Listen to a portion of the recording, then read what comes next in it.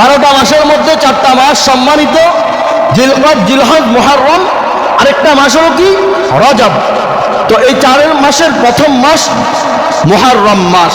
তো মুহররম আরবি মাসের প্রথম মাস কেন হয়েছে এ বিষয়ে ইতিহাস রয়েছে। এ বিষয়ে কি রয়েছে? ইতিহাস রয়েছে। আল্লাহ রাসূল সাল্লাল্লাহু আলাইহি ওয়াসাল্লাম যখন মক্কা থেকে মদিনা হিজরত করলেন, কোথায়? মক্কা থেকে মদিনা হিজরত করলেন।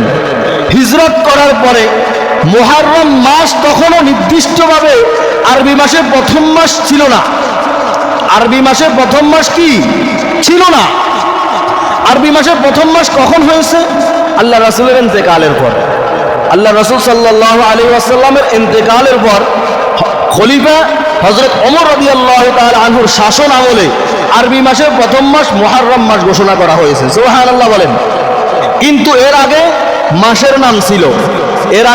নাম ছিল রমজান মাস, তারপরে শাওয়াল মাস, জিলকদ, জিলহজ, রবিউল আউয়াল, রবিউস সানি, জামাদিউল আউয়াল, জামাদিউস সানি, রজব, শাবান, এভাবে মাসের নাম ছিল এবং মাসের নামের মাধ্যমে তারিখ নির্ধারণ ছিল, কিন্তু সন নির্ধারণ ছিল না। সনটা নির্ধারণ ছিল না। তো দুই ব্যক্তির ঋণের সম্পর্কে কয়েকটি ইতিহাস বর্ণনা করা হয়েছে, কয়েকটা ঘটনা উল্লেখ করা হয়েছে। এই যে আরবি হিজরতের সনটা কখন নির্ধারণ হয়েছে এই বিষয়ে, যে দুই ব্যক্তির ঋণের ব্যাপারে খলিফাতুল মুসলিমিন ওমর ফারুক রাদিয়াল্লাহু তাআলা আনহুকে জামিনদার বানানোর জন্য তার কাছে আসছে, যে এই বিষয় প্রমাণাদির জন্য যে ঋণটা যে তারা নিতেছে এবং দেওয়ার প্রতিশ্রুতি দিয়েছে এর সাক্ষী স্বরূপ। যখন ওমর রাদিয়াল্লাহু তাআলা আনহু তাদেরকে জিজ্ঞাসা করলেন, তারা বলেছেন শাবান মাসে দিবে। শাবান মাসে আসছে। তো ওমর ফারুক রাদিয়াল্লাহু তাআলা আনহু জিজ্ঞাসা করলেন, কোন শাবান মাস? এই বছরের শাবান মাস, না সামনের বছরের শাবান মাস, না পিছনের বছরের শাবান মাস চলে গেছে? কোন বছরের শাবান মাস? কোন শাবান মাস? তখন সাহাবায়ে কেরাম বলেছেন, হে খলিফা, নির্দিষ্টভাবে তো সনের কথা নেই, এজন্য আমরা মাসের কথাই বলেছি। এখন আমরা এই বছর শাবান মাসেই দেওয়ার জন্য প্রস্তুতি নিতেছি এবং দেওয়ার জন্য প্রতিশ্রুতি দিয়েছি। আপনাকে জামিনদার হিসাবে, আপনি সাক্ষী স্বরূপ হিসাবে এটাকে লিখিবদ্ধ করে রাখবেন। আউযু বিল্লাহি মিনাশ শাইতানির রাজীম। বিসমিল্লাহির রহমানির রহিম। إن في خلق السماوات والأرض واختلاف الليل والنهار لآيات لأولي الألباب. عن حفصة رضي الله تعالى عنها قالت: 4 لم يكن يدعهن صلى الله عليه وسلم: صيام يوم عاشوراء والعشر و3 أيام من كل شهر وركعتين قبل الغداء. إن الله وملائكته يصلون على النبي يا أيها الذين آمنوا صلوا عليه وسلموا تسليما. اللهم صل على وشفيعنا وحبيبنا ومولانا محمد صلى الله عليه وعلى آله وأصحابه وبارك وسلم. بلغ العلا بكماله كشف الدجى بجماله حسنت جميع خصاله. صلوا عليه وآله. الصبح بعد من طلعته والليل دجى من وفرته. بلغ العلا كشف الدجى بجماله حسنت جميع خصاله. صلوا عليه وآله. لا إله ইল্লাল্লাহ লা ইলাহা ইল্লাল্লাহ লা ইলাহা ইল্লাল্লাহ লা ইলাহা ইল্লাল্লাহ লা ইলাহা ইল্লাল্লাহ লা ইলাহা ইল্লাল্লাহ লা ইলাহা ইল্লাল্লাহ। আলহামদুলিল্লাহ। মুহতারাম হাজিরিন, আল্লাহ রাব্বুল আলামিনের দরবারে লাখ কোটি শুকর যে মহান রব্বুল আলামিন আমাদেরকে পবিত্র জুমার দিনে জুমার নামাজ আদায় করার উদ্দেশ্যে আল্লাহর মসজিদে আসার বসার তৌফিক দান করেছেন। এজন্য আমরা আল্লাহ তাআলার শুকরিয়া আদায় করি, আলহামদুলিল্লাহ। আমাদের মধ্যে অনেকে বিভিন্ন কাজে কামে এখনো ব্যস্ত রয়েছে, অনেকে এখনো প্রস্তুতি গ্রহণ করতে পারে নাই। আল্লাহ রাব্বুল আলামিন আমাদেরকে আগে আসার তৌফিক দিয়েছেন, এজন্য আমরা আবারও শুকরিয়া আদায় করি, আলহামদুলিল্লাহ। উত্তম মুসল্লি, উত্তম সম্মানিত ব্যক্তিকে, উত্তম সম্মানিত ব্যক্তি হলো সে যে মসজিদে জুমার দিন সকলের আগে আসে। সুবহানাল্লাহ। এজন্য হাদিসে মুয়াজ্জিনের কথা বলা হয়েছে। কিয়ামতের ময়দানে মুয়াজ্জিন থাকবে সকলের উপরে, তার ঘাড় সকলের উপরে থাকবে। কোন ব্যক্তি তখন জিজ্ঞাসা করবে, আল্লাহ এই ব্যক্তির এত উচ্চ মর্যাদা কেন?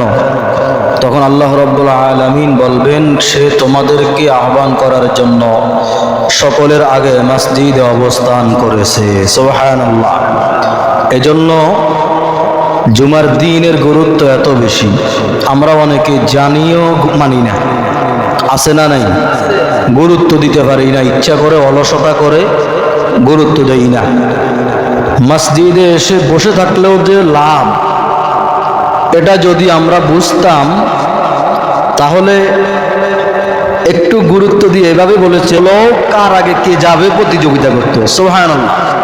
মানে এত গুরুত্ব জুমার দিনের আগে আসার ব্যাপারে, কিন্তু আমরা এটাকে কোনো বিষয়ই মনে করি না, আমরা এমন গুরুত্বই দিতে পারি না। অলসতা করে অলসতা করতে করতে দেখা যায় দিনের সওয়াবের ভাগ্যবান হই, ওটের সওয়াবের সৌভাগ্য অর্জন করতে পারিনি। এজন্য আগ কাতার, ডান কাতার, ডান দিক থেকেই গুরুত্ব সবচেয়ে বেশি। আল্লাহ রাব্বুল আলামিন ফজিলতপূর্ণ গুরুত্ব বিষয়গুলোর প্রতি আমরা যেন গুরুত্ব দিতে পারি, সেই তৌফিক দান করেন। সকলে বলুন আমিন। আজকে যেই শুক্রবার, এই শুক্রবার যদিও সাপ্তাহিক শুক্রবার, কিন্তু এই শুক্রবারের বছরের প্রথম শুক্রবার। সুবহানাল্লাহ। বছরের প্রথম শুক্রবার। প্রশ্ন করতে পারেন, বছরের প্রথম তো জানুয়ারি শেষ করলাম, বছরের প্রথম তো আমরা বৈশাখ মাস শেষ করলাম, এখন আবার বছরের প্রথম কই থেকে আসছে? আমরা মুসলমান হিসাবে আমাদের ধর্মীয় যত উৎসব রয়েছে, ধর্মীয় যত আয়োজন রয়েছে, ধর্মীয় যত আমলের বিষয় রয়েছে, সব কিছুর হিসাব নিকাশ হয় আরবি মাসে। সুবহানাল্লাহ। কোন মাসে? আরবি মাসে। যদিও ইংরেজি তারিখ অনুযায়ী সরকার ছুটি দেয়, ইংরেজি তারিখের হিসাবে রাষ্ট্রীয় ঘোষণা করা হয়, কিন্তু আরবি তারিখকে প্রাধান্য দিয়েই রাষ্ট্রীয় তারিখের সাথে সমন্বয় করে তারপরে ঘোষণা দেয়। সুবহানাল্লাহ। এজন্য আরবি মাসের প্রথম মাস মুহররম মাস। আরবি মাসের প্রথম মাস মুহররম মাস। আল্লাহ তাআলার পক্ষ থেকে 12টা মাস নির্ধারণ আল্লাহ তাআলা পৃথিবীর সৃষ্টির সূচনা থেকেই ঘোষণা করে দিয়েছেন। তার মধ্যে আল্লাহ তাআলা 4টি মাসকে নিজের মাস বলে আখ্যা দিয়েছেন। সুবহানাল্লাহ। কয়টি মাস? 4টা মাস। জিলহজ, জিলকদ, জিলহজ, মুহররম। জিলকদ, জিলহজ, মুহররম, এই 3 মাস একসাথে। আরেক মাস আলাদা, রজব। তাহলে এই 4টা মাসকে আল্লাহ রাব্বুল আলামিন কার মাস বলেছেন? নিজের মাস বলেছেন। প্রশ্ন করতে পারেন, বছরের 12টা মাস সবই তো আল্লাহ, এর মধ্যে পার্থক্যটা কি? তা আমি আপনাদেরকে প্রশ্ন করি, তার জবাব দেওয়ার আগে প্রশ্ন করি, মসজিদ সবই তো আল্লাহ, কি বলেন? আল্লাহর না? পৃথিবীর জমিনের মধ্যে যত কিছু রয়েছে সব কার? আল্লাহর। পার্থক্য আছে না নাই? আছে। আসেনি? মসজিদে নববীর ফজিলত একরকম, কাবা শরীফের ফজিলত একরকম, মসজিদে আকসার ফজিলত একরকম। পানি সবই আল্লাহর, কিন্তু আমাদের পুকুরের পানি একরকম, ডিপকলের পানি আরেক রকম, চাপাকলের পানি আরেক রকম, জমজমের পানি আরেক রকম। সুবহানাল্লাহ বলেন। সবই তো আল্লাহর পানি, আল্লাহর দেওয়া পানি না? তাহলে পার্থক্য কেমন? পার্থক্য আছে না নাই? আছে। তদ্রুপ ভাবে 12টি মাসের মধ্যে 4টা মাসকে আল্লাহ তাআলা নিজের মাস বলেছেন। ফি মিনহা আরবাআতুল হুরুম, 12টা মাসের মধ্যে 4টা মাস সম্মানিত, জিলকদ, জিলহজ, মুহররম। আরেকটা মাস হলো কি? রজব। তো এই 4 মাসের প্রথম মাস মুহররম মাস। তো মুহররম আরবি মাসের প্রথম মাস কেন হয়েছে এ বিষয়ে ইতিহাস রয়েছে। এ বিষয়ে কি রয়েছে? ইতিহাস রয়েছে। আল্লাহ রাসূল সাল্লাল্লাহু আলাইহি ওয়াসাল্লাম যখন মক্কা থেকে মদিনায় হিজরত করলেন, কোথায়? মক্কা থেকে মদিনায় হিজরত করলেন।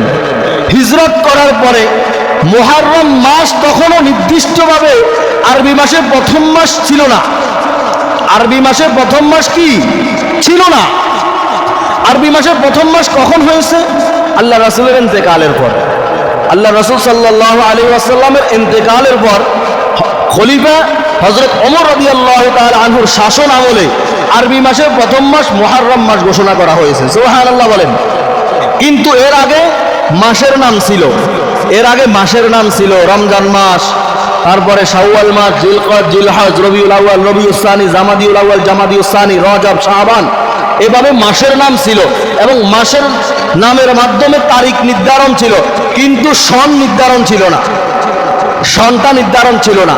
তো দুই ব্যক্তির ঋণের সম্পর্কে কয়েকটি ইতিহাস বর্ণনা করা হয়েছে, কয়েকটা ঘটনা উল্লেখ করা হয়েছে।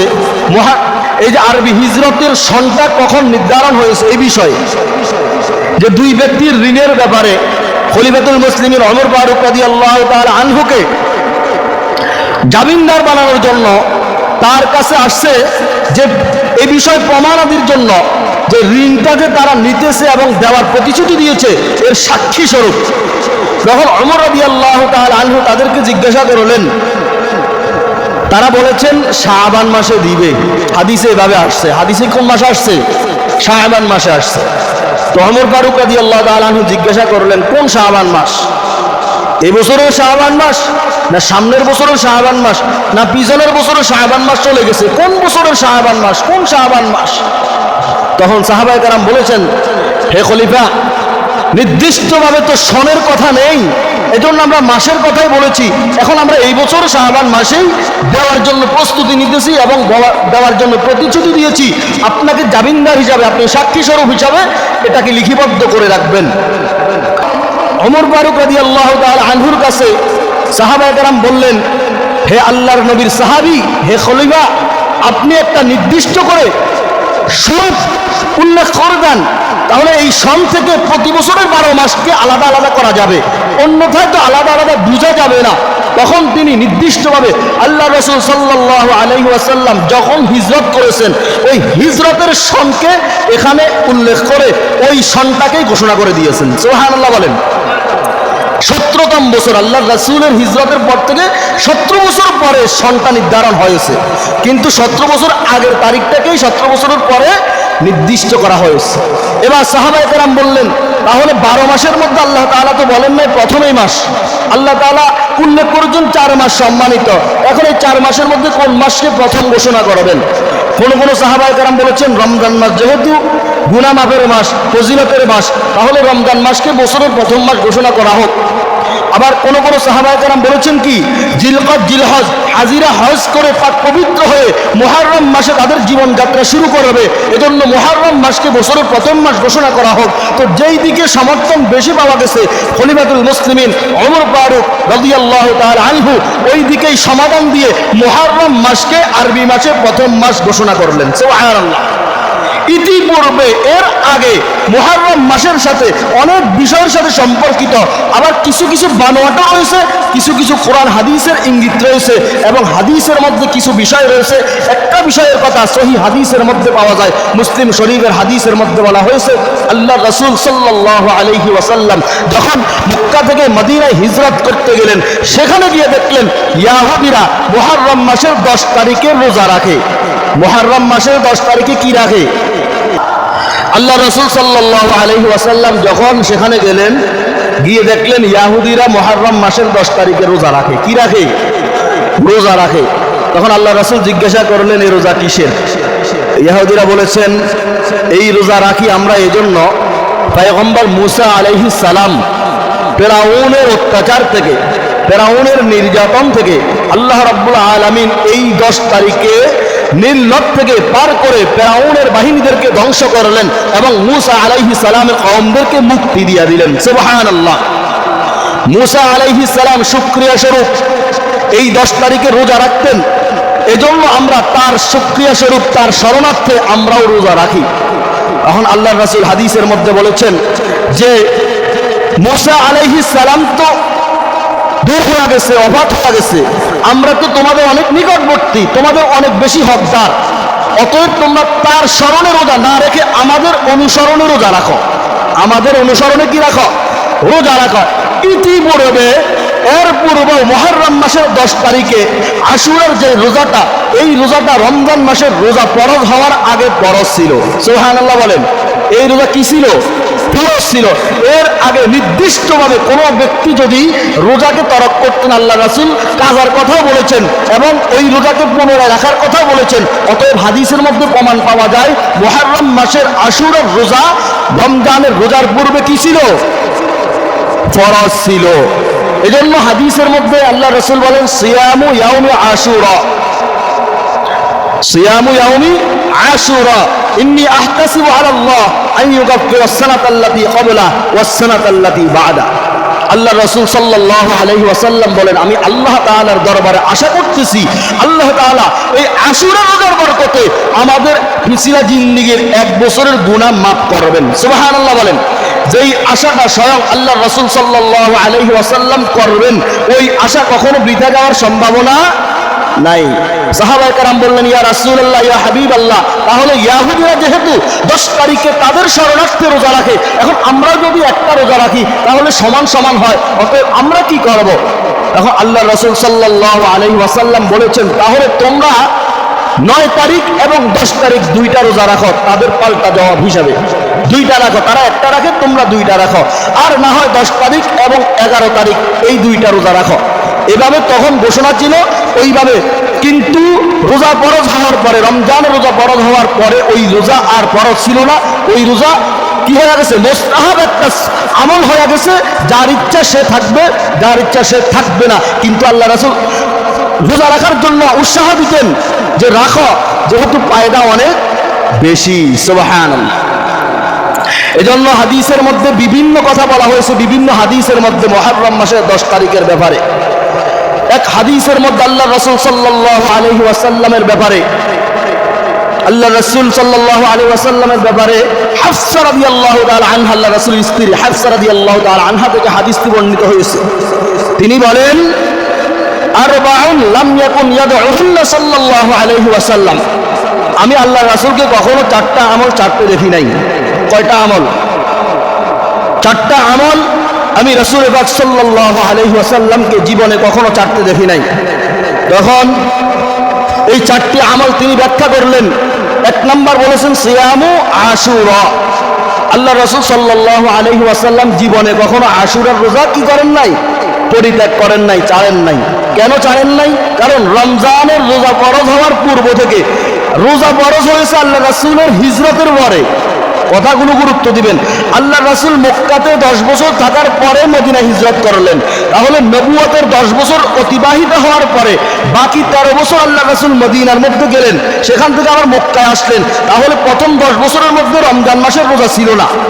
প্রথম 10 বছরের মধ্যে কি রমজান মাসের রোজা ফরজ ছিল না। হিজরতের পরে রমজান মাসের রোজার বিধান ফরজ হয়, তখন থেকে এই রোজা কি হয়ে গেছে, সুন্নাত হয়ে গেছে, মুস্তাহাব হয়ে গেছে।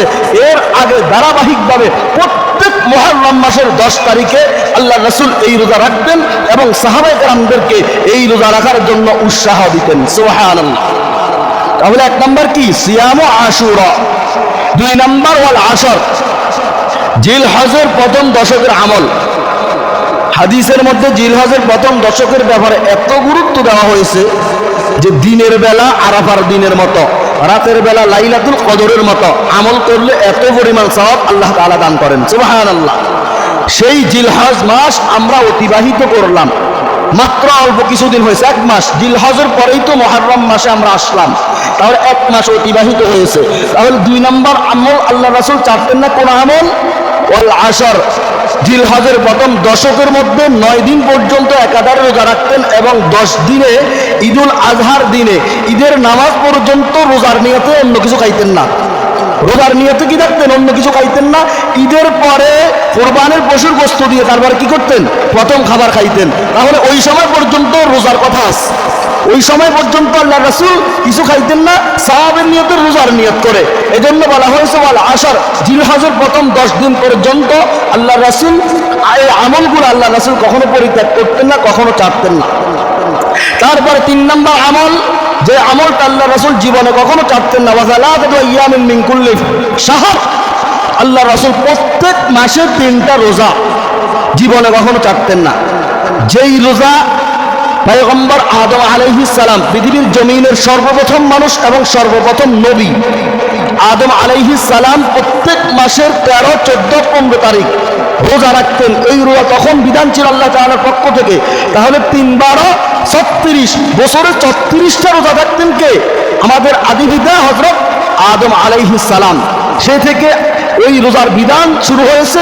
আল্লাহ রাসূল সাল্লাল্লাহু আলাইহি ওয়াসাল্লাম সালাতু আইয়ামিন মিন কুল্লি শাহর, এই রোজাগুলো জীবনে কখনো ছাড়তেন না। এই রোজাগুলোকে বলা হয় আইয়ামে বীজের রোজা।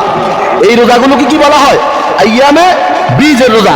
তারপর 4 নম্বর বলেছেন ওয়ারাক আতাইনি ক্বাবলাল গাদাত, ফজরের নামাজের সুন্নাত।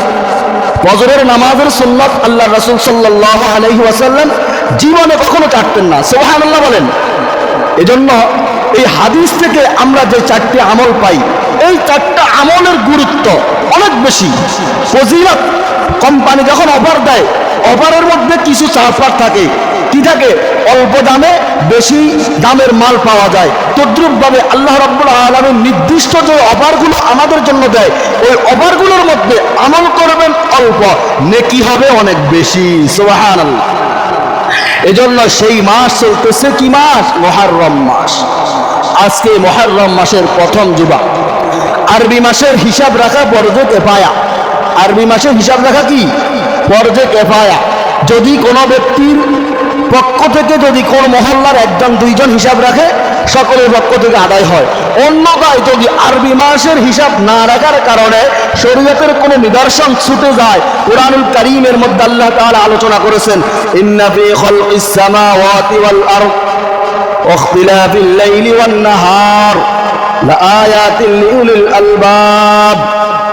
আল্লাহ রাব্বুল আলামিন কুরআনুল কারীমের মধ্যে আলোচনা করেন, নিশ্চয় আসমান এবং জমিন সৃষ্টির শুরুতে, আসমান এবং জমিন সৃষ্টির শুরুতে, ইন্না ফি খালকিস সামাওয়াতি ওয়াল আরদ ওয়া ইখতিলাফিল লাইলি ওয়ান নাহার, এবং বলেছেন রাতে এবং দিনের মধ্যে, ওয়ান নাহার লাআয়াত, আমি আল্লাহ তাআলার পক্ষ থেকে অনেকগুলো নিদর্শন বেশি থাকে, অনেকগুলো নিদর্শন আসতে থাকে, লিউলিল আলবাব, যারা কি বুদ্ধিমান, যারা জ্ঞানী, তারা এই বিষয়গুলার নিদর্শনগুলার প্রতি চোখান্য থাকে, গুরুত্ব দেওয়ার চেষ্টা করে। যেইভাবে আসছে জিলহজ মাস, যেইভাবে আসছে মুহররম মাস, যেইভাবে আসে, হ্যাঁ, তারপর কি শাবান মাসের মধ্যে শবে বরাতের মাস, রমজান মাসের শেষ দশকে লাইলাতুল কদরের সময়, এইভাবে গুরুত্বপূর্ণ দিনগুলো, গুরুত্বপূর্ণ নিদর্শনগুলো, গুরুত্বপূর্ণ নির্দেশগুলো স্বয়ং আল্লাহ রাব্বুল আলামিন কুরআনুল কারীমের মাধ্যমে জানায়া দিয়েছেন। সুবহানাল্লাহ। অন্য আয়াতের মধ্যে আল্লাহ তাআলা বলেছেন, আল্লাহ রাব্বুল আলামিন বলেন, যারা মুত্তাকি, যারা আল্লাহর ভয় ভীতি অন্তরের মধ্যে রাখে, তারা প্রত্যেক সময়ের গুরুত্ব দেয়। যে দিন আসে রাত যায়, রাত আসে দিন আসে, দিনের পর রাত আসে, রাতের পর দিন আসে, এভাবে প্রত্যেকটা সময় তাদের মাঝ থেকে বিদায় নেয়। আর তারা চৌকান্নভাবে সময়গুলার গুরুত্ব দেয়। আল্লাহ রাব্বুল আলামিন বলেন, তারা কারা? লিকাওমিন ইয়াত্তাকুন, তারা হচ্ছে আল্লাহর ভয়, যারা অন্তরের মধ্যে আল্লাহর ভয় লালন পালন করে, আল্লাহর ভয়ের মাধ্যমে সময় কাটায়, তাকওয়াবান ব্যক্তি, তারাই এই নিদর্শনগুলোর প্রতি কি করে? দিনে কি হয়, রাতে কি হয়, দিনে কি হয়, রাতে কি হচ্ছে, দিনে এবং রাতে নিদর্শনগুলোর মধ্যে আসমান জমিন সৃষ্টির সূচনা থেকে আমি আল্লাহ তাআলার পক্ষ থেকে প্রতিনিয়ত বিভিন্ন সময় বিভিন্নভাবে দিয়ে থাকি। কারণ অনেকগুলো বিধান ছিল যেগুলো আদম আলাইহিস সালামের যুগে ছিল না, এরপরের নবীদের যুগে আসছে। যুগে যুগে বিভিন্ন নবীর পরিবর্তনে আল্লাহ তাআলা পরিবর্তন করলেন। এজন্য বলেছেন, রাতের পর দিন আসে আমার পরিবর্তন ছিল, রাতের পর দিন আসে আমার পরিবর্তন ছিল। এভাবে যুগে যুগে ছিল আমাদের নবী মুহাম্মদুর রাসূলুল্লাহ সাল্লাল্লাহু আলাইহি ওয়াসাল্লাম। ওফাতের পর থেকে আর যুগের কোনো পরিবর্তন, আর কোনো নিদর্শনের পরিবর্তন হয় নাই। এজন্য কোরআনুল কারীমের মধ্যে আল্লাহ রাব্বুল আলামিন আলোচনা করেছেন, আল ইয়াউমা আকমালতু লাকুম দীনাকুম ওয়া আতমামতু আলাইকুম নি'মাতি ওয়া রাদিতু লাকুমুল ইসলাম দীনা। আল্লাহ রাব্বুল আলামিন কোরআনুল কারীমের মধ্যে আলোচনা করেন, আমাদের নবী যখন শেষ ভাষণ, বিদায় হজের ভাষণ, ওই ভাষণের মধ্যে তোমাদের সামনে প্রকাশ করলাম এবং তোমাদের সামনে তোমাদের জন্য দিনকে মনোনীত করলাম। আতমামতু আলাইকুম নি'মাতি ওয়া রাদিতু লাকুমুল ইসলাম দীনা, ইসলামকে তোমাদের জন্য মনোনীত ধর্ম হিসাবে আল্লাহ তাআলা কবুল করলেন এবং আমি তোমাদের সামনে ঘোষণা করে গেলাম। সুবহানাল্লাহ। এজন্য ইসলাম ধর্ম ছাড়া, অনেকে বলে ইসলাম ধর্মের বাহিরে যত ধর্ম আছে সবই তো আল্লাহর দেওয়া ধর্ম। নাউজুবিল্লাহ বলেন। অনেকে বলে, মনে করে ধর্ম তো সবই আল্লাহর, না হয় মানুষ এগুলো কোথায় পেয়েছে। অথচ ইতিহাসের দিকে তাকান, যুগে যুগে যুগে যুগে বিভিন্ন ধর্ম প্রতিষ্ঠিত হয়েছে। যে কোনো, যেমন রাজনৈতিক দল বিভিন্ন সময় বিভিন্ন জনে দল প্রতিষ্ঠা করেছেন, এভাবে যুগে যুগে ধর্মগুলো মানুষকে গুমরা করার জন্য বিভিন্নভাবে প্রতিষ্ঠিত হয়েছে। ইব্রাহিম আলাইহিস সালামের যুগে মুক্তি পূজকদের আবিষ্কার হয়ে নিচ্ছে, নির্দিষ্টভাবে হয়েছে। এর আগেও কিন্তু বিভিন্নভাবে মুক্তি পূজা হয়েছে, তবে ধর্মের নির্দিষ্ট, ওই যে বলেছি হিজরি সন, এর আগে আল্লাহ তাআলা বলেছেন, ইন্না ইদ্দাতাশ শুহুর ইনদাল্লাহি ইসনা আশারা শাহরা ফি কিতাবিল্লাহ। আল্লাহ বলেছেন আসমান জমিন সৃষ্টির শুরুতে 12টা মাস। তাহলে এই 12 মাসের মধ্যে পার্থক্যটা, নির্দিষ্ট সময়টা কিভাবে আসছে? আল্লাহ রাসূল সাল্লাল্লাহু আলাইহি ওয়াসাল্লামের হিজরতের নির্দিষ্ট সনকে ফলো করে তারপরে ওই তারিখ উম্মতের জন্য নির্দিষ্ট করে দেওয়া হয়েছে, যাতে উম্মত হিসাব গণনা করতে কি হয়? সহজ হয়। সুবহানাল্লাহ। এজন্য আমরা এই মুহররম মাসকে আমরা সাধারণ অন্য মাসের মতো মনে করব না। আরবি 12 মাসের 4টা মাসের মধ্যে তৎকালীন সময়, তবে এটা পরবর্তীতে নিষিদ্ধটা আর নিষিদ্ধ ছিল না, তখন নিষিদ্ধ ছিল যে যেই কোনো কাজ করা, যেমন এখনো কিছু কুসংস্কার আমাদের দেশে আছে, অমুক দিন এটা করা যাবে না, অমুক দিন বাঁশ কাটা যাবে না, অমুক দিন বিবাহ তারিখ করা যাবে না, এগুলো কুসংস্কার। প্রত্যেক দিন আল্লাহ তাআলা এই উম্মতের জন্য মানে বৈধ ঘোষণা করলেন। সুবহানাল্লাহ বলেন।